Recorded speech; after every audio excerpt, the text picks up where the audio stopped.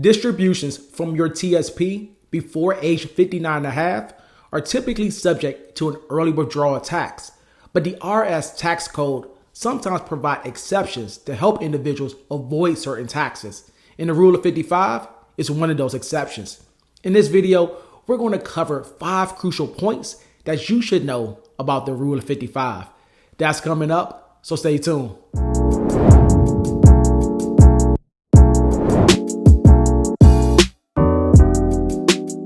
Hey, welcome to the Money Briefing.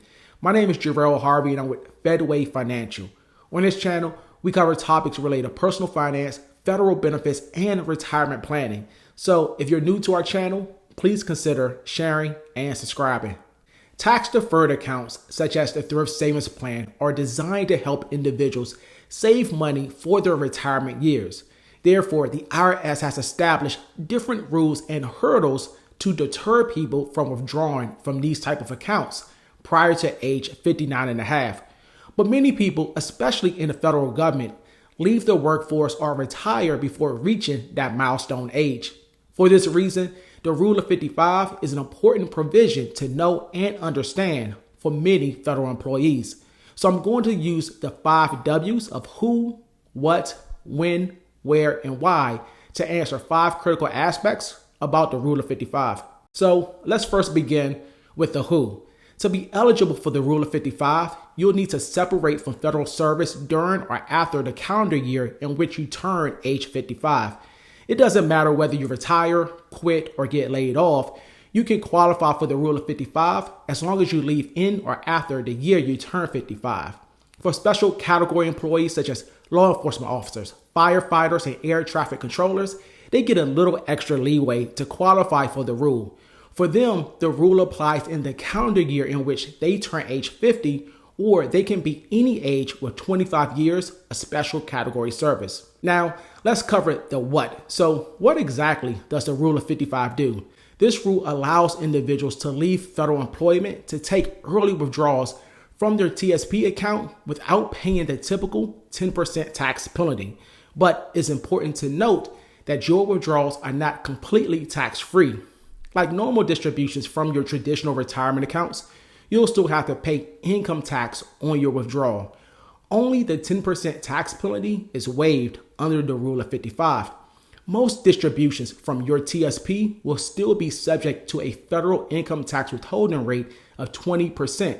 However, if that 20% is more than what you owe based on your total taxable income, you'll get a refund after filing your annual tax return.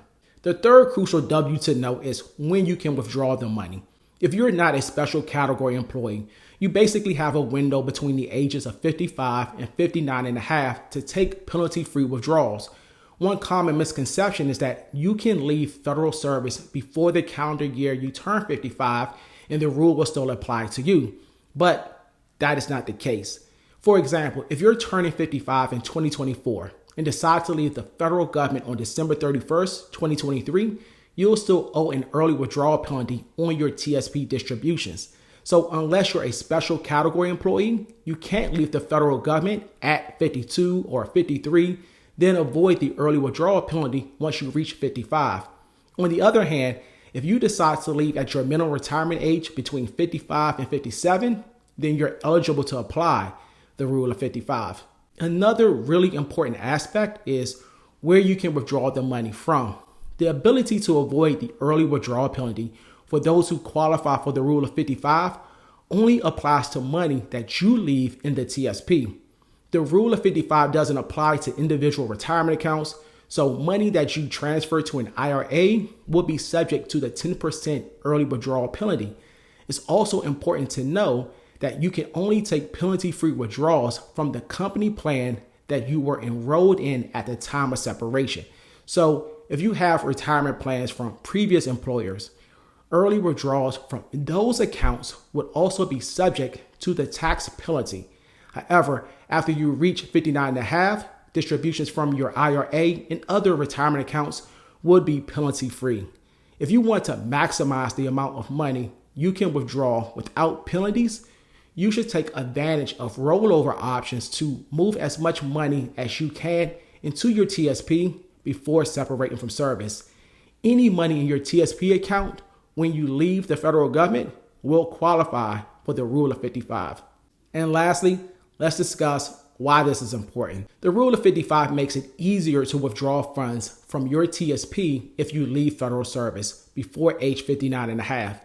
The TSP is a key source of income during retirement, so having access to your money penalty-free is very beneficial.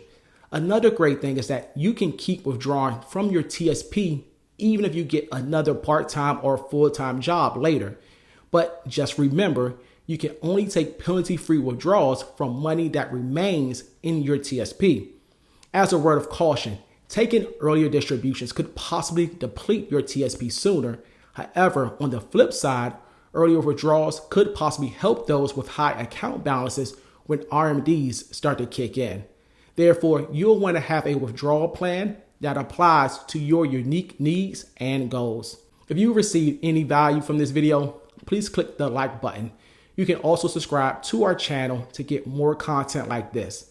If you have any comments or questions about federal benefits or retirement planning, you can add them down in the comment section below, or you can contact us by visiting our website at www.fedwayfinancial.com.